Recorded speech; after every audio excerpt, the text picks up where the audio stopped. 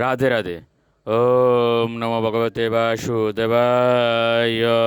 ওম নমো ভগবতে বাসুদেবায়। ওম নমো ভগবতে বাসুদেবায়। শ্রীমদ্ ভাগবত তৃতীয় স্কন্ধ স্থানম সৃষ্টি স্থিতি ত্রয়োবিংশতি অধ্যায় দেবতীর অনুতাপ। শ্লোক 41। ব্রাজিষ্ণুনা বিমানেন কামো জ্ঞান মহিষা বৈমানিকানত শ্বেত চরণলোকান ইয়তানিল। অনুবাদ: বায়ু যেমন অপ্রতিহতভাবে সর্বত্র বিচরণ করতে পারে, ঠিক সেইভাবে তিনি বিভিন্ন লোকে বিচরণ করেছিলেন। তার সেই অত্যন্ত শ্রেষ্ঠ, দীপ্তিশালী এবং ইচ্ছানুসারে গমনশীল বিমানে চড়ে তিনি যখন গগনমার্গে বিচরণ করছিলেন, তখন তিনি দেবতাদেরও অতিক্রম করেছিলেন। শ্লোক 42। কিম দুরাপাদনম তেষাং পুংসাম উদ্ধাম চেতসাম ইয়ৈরাশ্রিত স্থিরিত পদশ্চরণু বয়সনাতয়।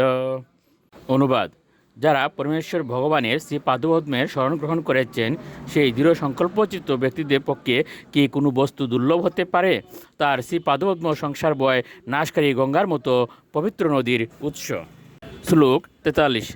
প্রেক্ষ ইত্যা ভুভোগোলম পত্নয় ইয়াবান সংস্থয়া বহু আশ্চর্য মহায়োগী শাস্ত্রমায় নবর্তত।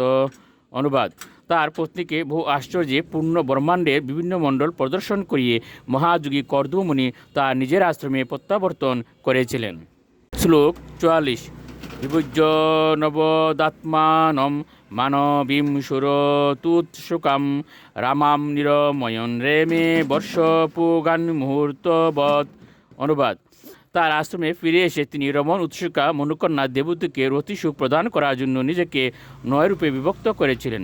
এইভাবে তিনি তার সঙ্গে বহু বৎসর ধরে আনন্দ উপভোগ করেছিলেন, যা তার কাছে এক মুহূর্তের মতো প্রতীত হয়েছিল। শ্লোক 45।